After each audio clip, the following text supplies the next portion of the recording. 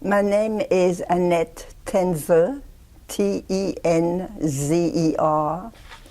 I was born in Paris, France, in September 4th, 1927.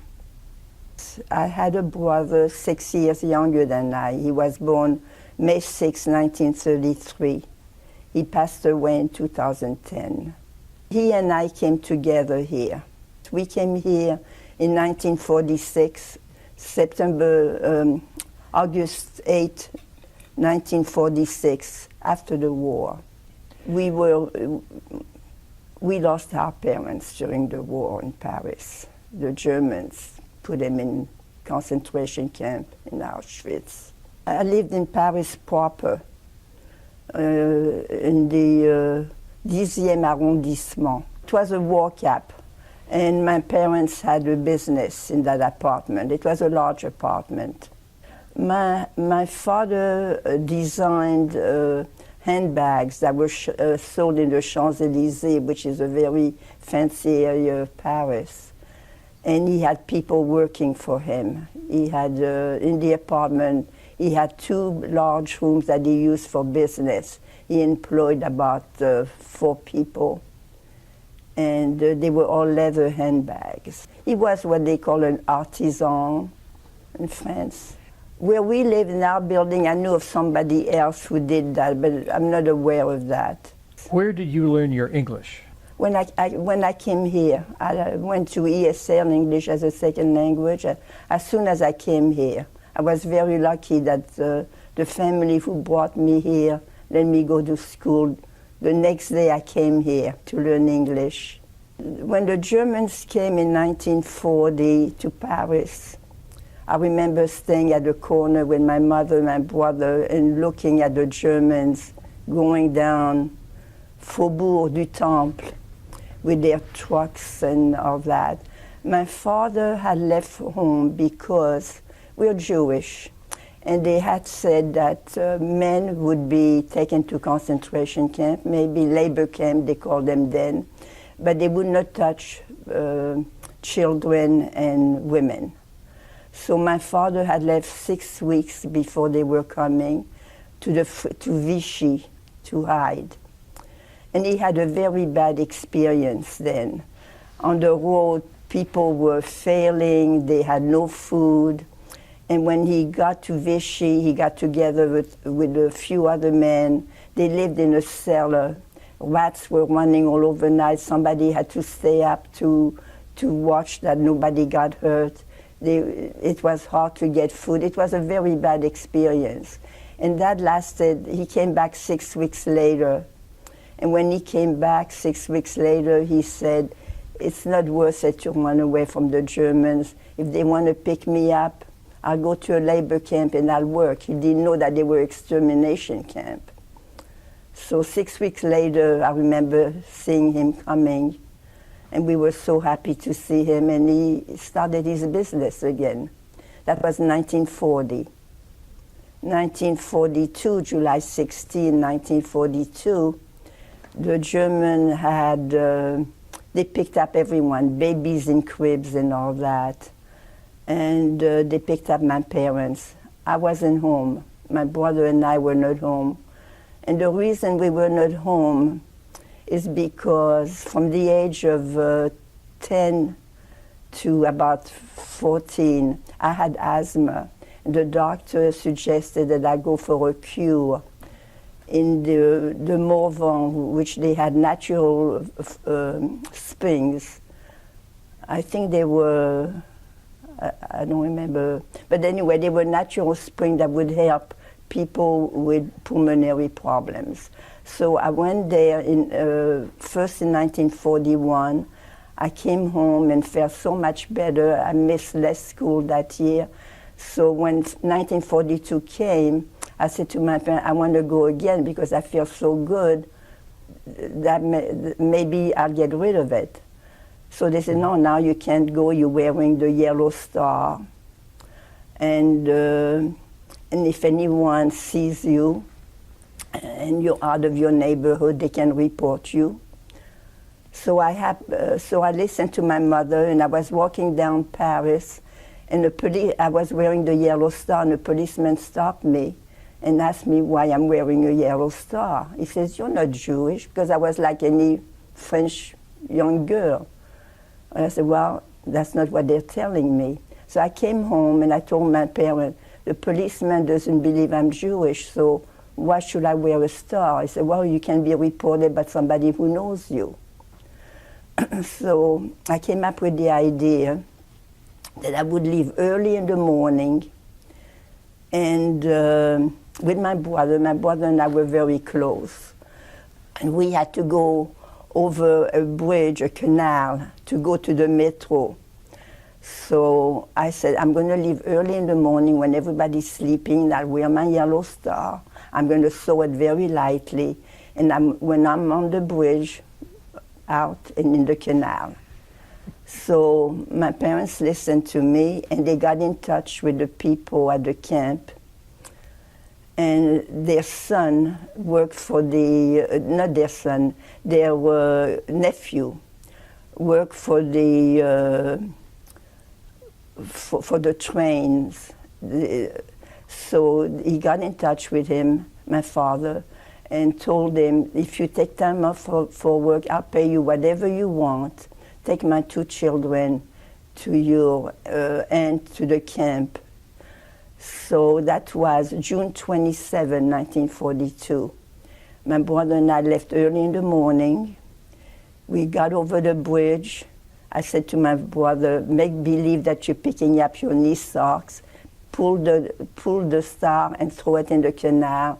And we were both, nobody was there. We were both free. We walked to the metro, and we met this man, and he took us to his aunt who ran the camp. And we were there about July 16, 1942. Somebody who knew my father called me and told me that my parents were picked up that morning in concentration camp to Auschwitz. And asked me if I wanted my winter clothes, because he didn't think I'd be seeing them so soon. And I said yes. And that's the last time I saw my parents. Well, your father and mother had to wear the Star of David as well. They did. Yeah, everybody. Yes, they did. How old were you at that time? I was going to be 15. 15. So you were old enough to understand what was going on. Oh, yes. And the Nazis were feared because the word was out that people were being, Jews particularly, were being taken to the death camps, not just to a work camp, but yeah, but in those days, we thought in Paris that they were my parents thought they were work camps. Did your family belong to a synagogue?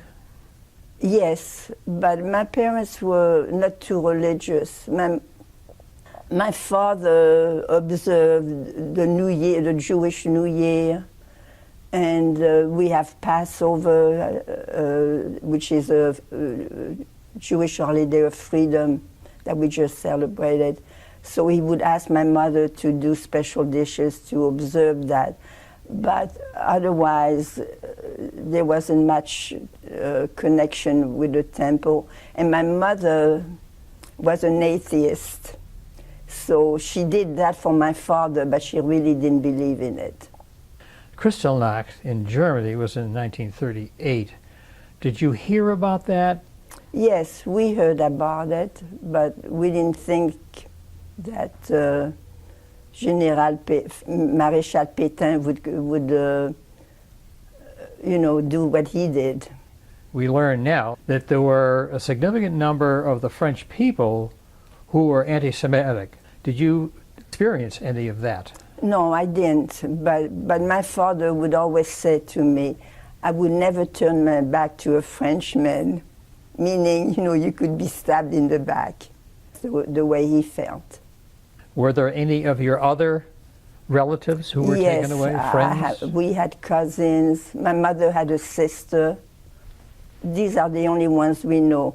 We had cousins who had come from Poland in 1940 to Paris, And my father was looking after them. They didn't speak French well because they came in 1940 from Warsaw. And they were very wealthy in Warsaw. They were bankers, but they came with nothing to Paris. They had to leave everything. And then, so when the Germans came to Paris, my father advised this cousin to hide, to go to the free zone because he didn't speak French, he looked too foreign. So they went there, and in 1944, they came back, 45, when the war ended.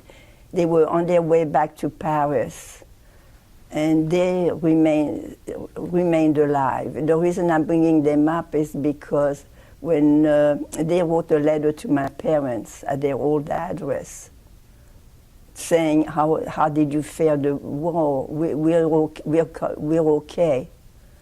And this is this letter that saved me and made me come here. My parents had a business. The Germans installed a person to look over our books, what we did and all that. He was a very young man, maybe in his early 20s. And my father somehow trusted him because talking to him, he realized that it was not because he hated the Jews that he had his job. He needed a job.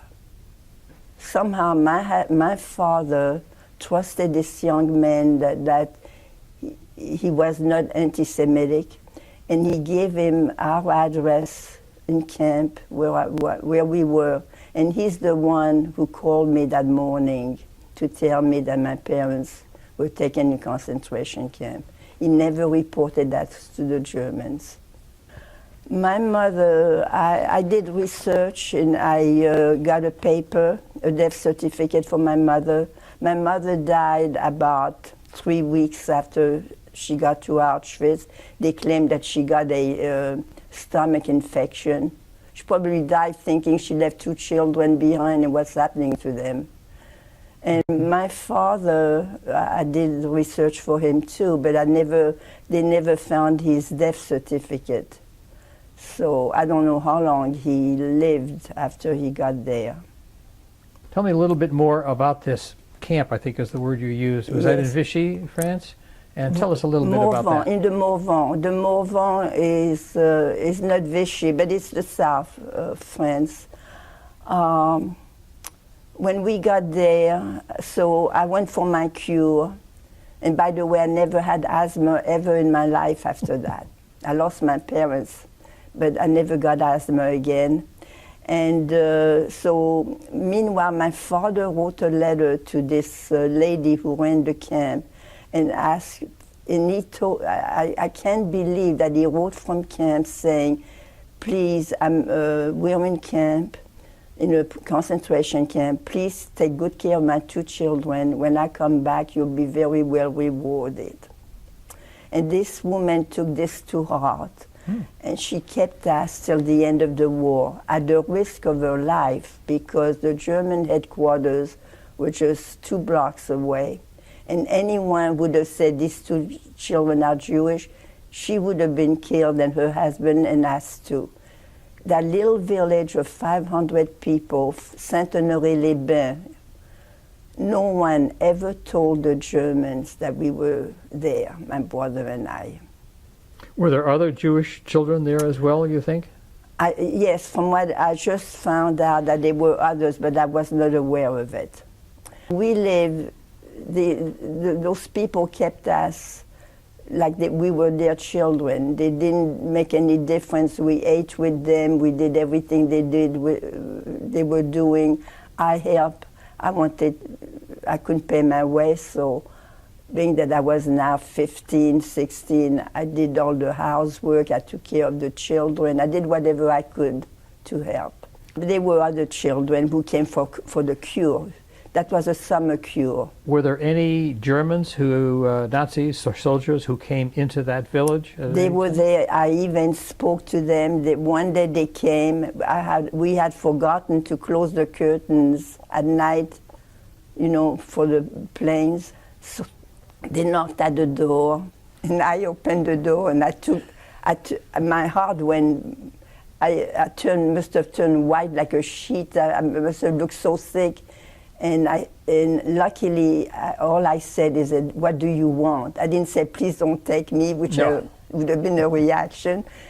And when I said, what do you want? They said, you didn't close the curtain. I said, oh, I'll do it instantly. And I did it. And they walked away. And they must have said, what a poor little child. She looks so sick.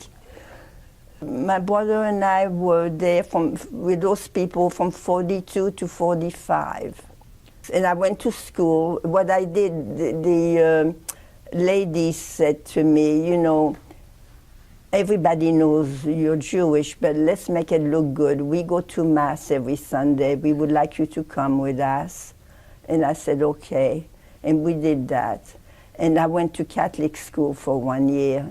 The nuns were always very nice to me. And I did all the subjects, but when it came to catechism, I was always interested in religion. And when it came to catechism, they never tested me. They were respectful of my background. And so we were there till 1940, when the war ended. So I told you I was helping out, helping with the children and cleaning, doing everything I could. So the parents who knew me as a camper would tip me, but tip me a little bit better than they would tip anyone else. And I saved every penny they gave me. And when the war ended, I had enough money for a round trip to Paris. So I said to the lady, I'm going to Paris. I want to see what happened to my parents' belonging. And she says she'll come with me. We got to Paris, and the concierge, you know what that is, said to me, there's a letter for you, Annette, for your parents. I said, I'll take the letter. She gave me the letter, and that was the letter for my cousins that my father told them to hide in the free zone because they looked too foreign. And they wrote it to my parents, telling them we went through the war, it was difficult, but we're okay. We hope you're okay and all that. So I answered back this letter and told them that I haven't seen my parents since 1942. So on their way back, they answered me, they said, we're going to Paris. We're going to stop and visit you. And when they did, they wanted to take us back to Paris with them. But the lady didn't want to let us go because she had this letter from my father who said, please take good care of my children and you will be very well rewarded. And she says, I cannot let these children go. So those cousins were very brilliant. They went to HIAS. Did you ever hear of HIAS? HIAS stands for the Hebrew Immigration Association. They're still here. They're still functioning. So they went to them, told them the situation, and they adopted us. They made an adoption, and the people had to let us go with my cousins to Paris. Now, we're only 1 month in Paris. Shall I continue? With those cousins, and he could only read the Jewish paper. He's reading in the Jewish paper, and he calls me, my cousin, and says, Annette, somebody's looking for you. It seems that my father had a half-brother. When my father and mother got married, they came from Warsaw to Paris. His half-brother went to Argentina. He married in Argentina a woman who had family in Boston. They came back to Boston in 1940, and he had a son, his 2 sons. His oldest son was 18 and joined the army. He was sent to Germany. So his father says, you know, you're in Germany. When you have a furlough, I would like you to visit my brother in Paris. But I don't have an address. I know that my brother was in the handbag business. He has 2 children. He knew all that, but he didn't have his address. So my cousin, this young man in the army, asked an officer, what shall I do? I like to get in touch with an uncle. I don't have his address. He says, put an ad in the Jewish paper. And that's what he did. Now, I'm here just 1 month, and my cousin Annette come over. There's somebody looking for you, and I know your whole background, your family in Poland. I'm going to answer this letter, and we'll find out if you're the people they're looking for. And that was my uncle who had come to Boston, his son. And so my cousin, this young man, got in touch with his father, and he said, this is my brother's children. When you have a furlough, I want you to visit them, which he did. He wrote back to his father. He says, you have never seen such poverty. They don't even have a bathroom in the apartment. You have to bring those 2 children here. And started making papers for my brother and I to come to the United States. And that was what year? That was 1940. We came here that was 1945. It took a year for us to come here, because in those days you needed to be checked how healthy you were, that you were that you would not come here and get welfare, that somebody would subsidize you. So it took a whole year for all that research to be done. Now, when you went back to your parents' apartment, was there any documentation, any letters, anything that they left behind to help you? They emptied everything. It was an empty apartment. There was not even furniture. Everybody had a free-for-all. And we were told, the concierge told me, the Germans came back 3 times to look for my brother and I. And no one ever told them anything. The young man who the Germans had appointed to the business, he knew, because he called me and he sent me my belongings. Did you, after the war, did you ever maintain contact with him? No. 1945, you emigrated to here. You came by ship or by plane? By ship. And in those days, I couldn't even travel by car. I would get seasick. So I was there one day, and I got out of the bunk, and I said to my brother, oh, I was holding on to the sink, and a sailor came back, and he says, you 2 kids come here, and you better eat. I said, oh, don't talk about food. So a whole week I had a very hard time. What city did the ship land in? In New York, Staten Island, yeah. So here, this was amazing, because here I thought my brother and I were the only 2 survivors, and what would I do with my life? What's going to become of us? But meanwhile, when I came to Paris, I was walking down Paris, and I met a cousin. And I told her, you know, I'm going to the United States. And she says, Annette, you have family in New York from your mother's side. And I'm going to get in touch with them, tell them that you're coming to the United States.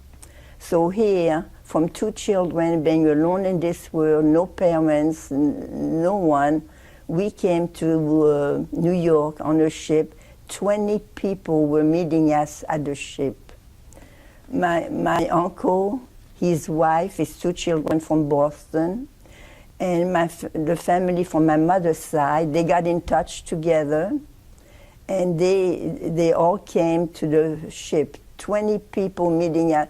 I thought it was a miracle, because I thought I didn't know what was going to happen to me for the rest of my life, how I would survive, and they all wanted us. The family in New York wanted us to stay with them, and my uncle in Boston wanted us to stay with him. And my uncle had the last decision, because he says, I found them, I paid for the ship, they're coming with me. I lived in Boston with my uncle. My uncle was very good to me, but he was too loving. I'll explain why. In Argentina, when people went out, young girls, they had a chaperone. Here I'm coming from Paris. And I'm meeting guys, they're calling me, and he says, what are those guys calling you? What are you doing with them?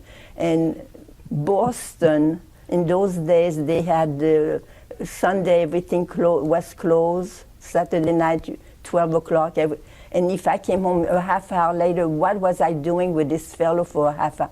He was driving me crazy. I mean, from goodness, he meant well, because he had 2 sons, he never had a daughter, and he felt he needed to protect me.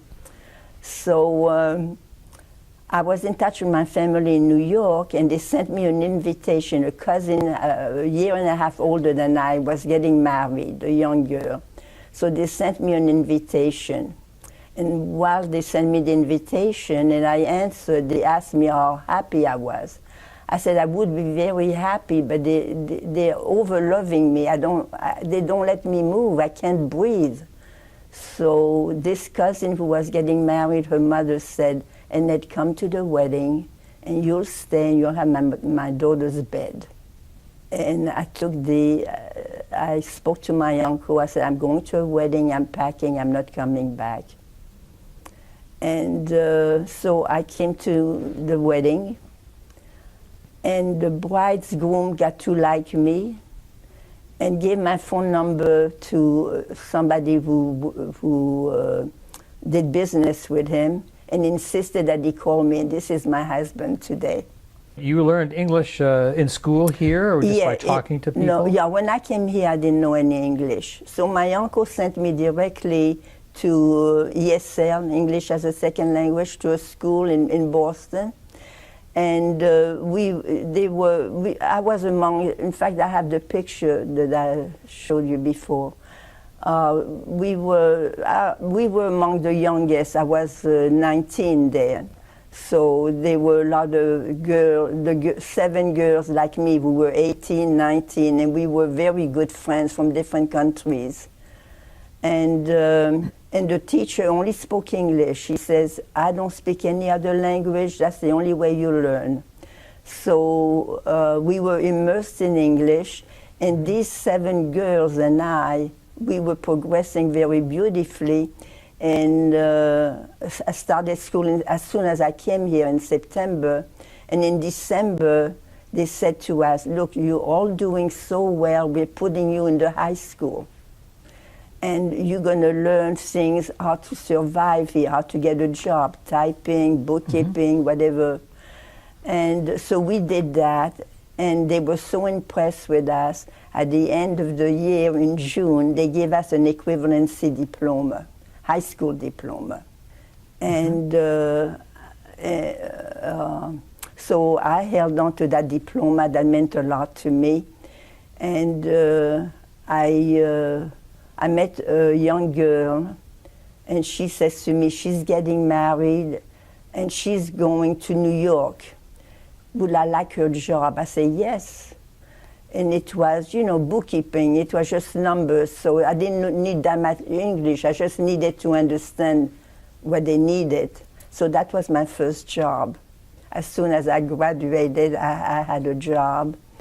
And then I came to New York, and I got a job in New York in an office. And then I met my husband. We had children. We have 3 children.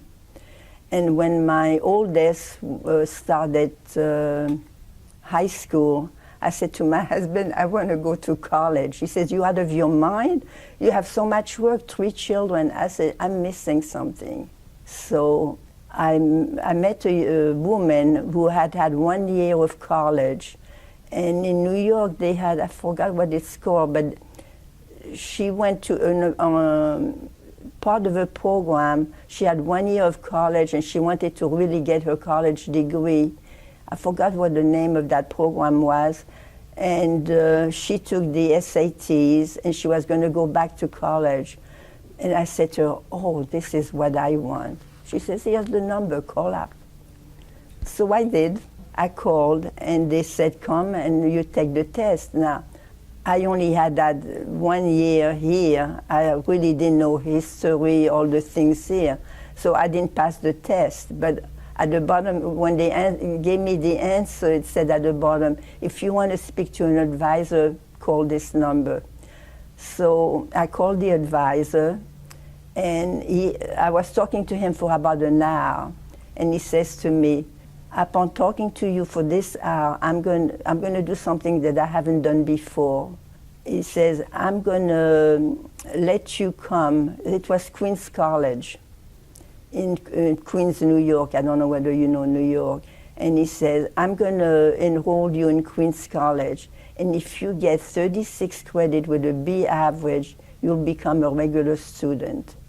So I was excited. I said, okay, I'll take that. I got 36 degree with an A average, and they enrolled me in school, and I got my BA. When did you get to become a citizen? I applied for citizenship as soon as I was here. So I came here in 46. I got my citizenship, I think I'm 52. Yeah, I have 2 sons and a daughter. The reason I'm here is because my daughter lives right near here, and she has 4 children. How long have you been at Ashby Ponds? A year and a half, about. Did you have a career outside the home? So then, when I got my degree, I wanted to become a French teacher. So I graduated Queens College, and they told me New York City did not need any French teacher. They needed bilingual Spanish teachers. So when I went to Queens College, they told me I have to take a language. So I said, well, French. They said, no, that's your first language. English, you live here. You have to take another language. I took Spanish. I went to my professor. I said, what do I do now? I wanted to be a French teacher. He says, you took Spanish for 4 years. Take the bilingual test. I did, and I passed it. I became a bilingual teacher. It was Spanish and English. Yeah. The children needed English. So I taught in New York in Jackson Heights for 16 years. And I taught middle school, 6th, 7th, and 8th grade. My students after that went to high school. If you were talking to someone, let's say a French person in France, about your experience, would you recommend them to emigrate to the United States? Do you think that your experience here was a good one for an immigrant? My experience here was excellent, because when I came here, I was told that I could be anything I wanted if I worked hard. And I decided to do that. And they told me I could go to school. It didn't matter what age I was. And I believed it. And it happened. And I think it was a wonderful experience. I couldn't have done that in France, because when I first came here, I had English as a second language. Then I would go to every night school, take every course that I could take at night while I was working. I would work during the day and go to school at night. I was 50 when I went to college. I couldn't have done that in France. So it was they accepted me with open hands. Nobody looked down on me. I went with young students. I worked like them, and I couldn't have done that otherwise. So it was a wonderful experience. I was very thankful. It was like a rebirth for me, because here I thought I had nothing going for me, and I didn't know what would happen. And now I have a family, I have an education, I'm doing what I love. So it was a marvelous experience.